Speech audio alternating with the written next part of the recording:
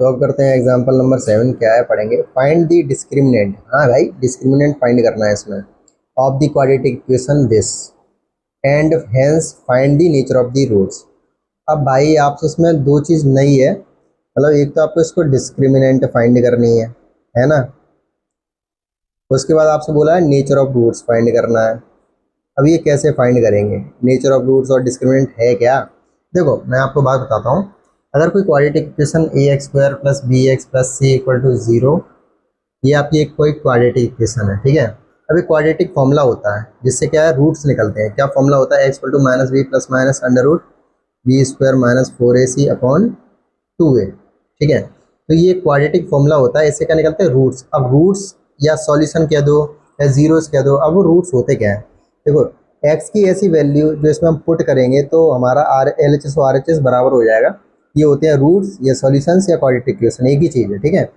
अब अब आपसे कहो डिस्क्रिमिनेंट क्या होता है। डिस्क्रिमिनेंट क्या होता है, D equal to b square minus 4ac। ये जो इतना पार्ट है ना, ये अंडर रूट के अंदर है, बी स्क्वायर माइनस, यही होता है डिस्क्रिमिनेंट, ठीक है। अब चलो डिस्क्रिमिनेंट आपको समझ में आएगा कि D equal to b square minus 4ac होता है, और डिस्क्रिमिनेंट को डिनोट कैसे करते हैं, डी से। तो डिस्क्रिमिनेंट आपको पता पड़ गया कि क्या कैसे निकालोगे, D equal to b square minus 4ac। अब नेचर ऑफ रूट्स निकालने हैं। अब नेचर ऑफ रूट्स कैसे निकालेंगे, नेचर ऑफ रूट्स देखो, रूट्स के तीन नेचर होते हैं, ठीक है। कौन कौन से, एक तो टू डिस्टिंक्ट रियल रूट्स होंगे, दूसरा two real and equal roots होंगे, ठीक है। तीसरा नो रियल रूट्स, और नो रियल रूट्स को हम क्या बोलते हैं, इमेजिनरी रूट्स भी बोलते हैं, ठीक है, इमेजिनरी रूट्स। अब ये कब होंगे, अब ये होंगे कब, ये भी देखो, ये आएंगे डी की वैल्यू अब जीरो से बड़ी होगी तो हमें दो रियल रूट्स मिलेंगे अलग अलग, और जब डी की वैल्यू ज़ीरो हो जाएगी तो हमें रियल और इक्वल रूट्स मिलेंगे, और डी की वैल्यू अगर जीरो से छोटी हुई तो हमें रियल रूट्स मिलेंगे नहीं, क्योंकि फिर वो इमेजिनरी रूट्स हो जाएंगे, ठीक है।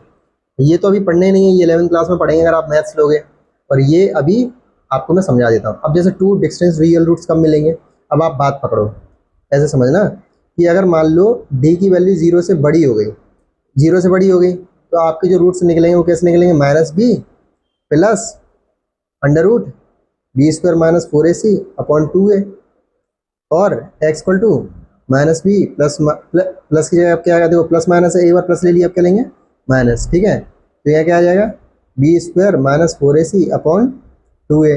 अब ये दो रूट्स हो गए अलग अलग। दूसरी कंडीशन देखो, डी की वैल्यू जीरो हो गई, अब डी की वैल्यू जीरो हो गई मतलब ये जीरो पार्ट हो गया। अब ये अगर जीरो पार्ट हो गया तो हमारा क्या बचा, x equal to minus b upon 2a, ठीक है। अब ये जीरो हो गया, अब चाहे कुछ भी जीरो का जीरो के बाद प्लस माइनस जीरो करो कुछ नहीं होगा, तो minus b upon 2a minus b upon 2a, बात पकड़ में आई।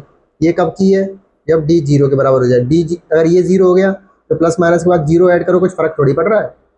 तीसरा, अगर ये माइनस, देखो जीरो से डी की वैल्यू जीरो से छोटी हो, जीरो से छोटी कब होगी, जब मान लो -1 होगा, है कि नहीं।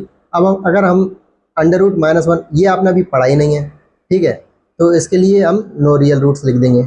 आई होप आपको समझ में नहीं आया होगा, ठीक है, तो कोई दिक्कत नहीं, अब सवाल करेंगे। अब पढ़ते हैं, क्या निकालेंगे, डिस्क्रिमिनेंट निकालेंगे। क्या निकालेंगे, find the discriminant of the quadratic equation. तो सबसे पहले तो हम क्वाड्रेटिक इक्वेशन को लिख देंगे 2x square minus 4x plus 3 equal to 0।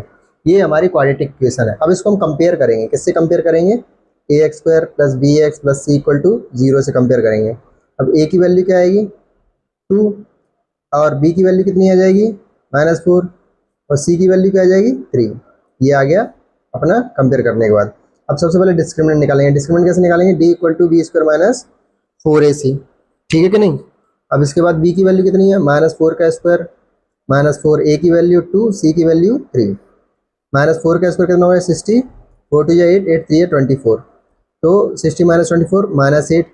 अब ये तो छोटा है किससे, जीरो से छोटा, दैट इज डी हमारा जीरो से छोटा है, तो hence the given equation has no real roots. बात पकड़ में आई। मैंने आपको भी तीन कंडीशन बताई थी, पहली डी की वैल्यू जीरो से बड़ी होनी चाहिए, डी की वैल्यू जीरो के बराबर होनी चाहिए, तीसरी डी की वैल्यू जीरो से छोटी होगी। तो इनमें भी मैंने आपको बताया था क्या क्या होना चाहिए, इसमें टू डिस्टिंक्ट मतलब दो अलग अलग रूट निकलेंगे, और इसमें कैसे निकलेंगे, टू इक्वल रूट्स निकलेंगे, और इसमें नो रूट्स पॉसिबल। बात पकड़ में आ गई कि नहीं आ गई? नहीं आई तो कोई दिक्कत नहीं है, पढ़ाई लिखाई नहीं करो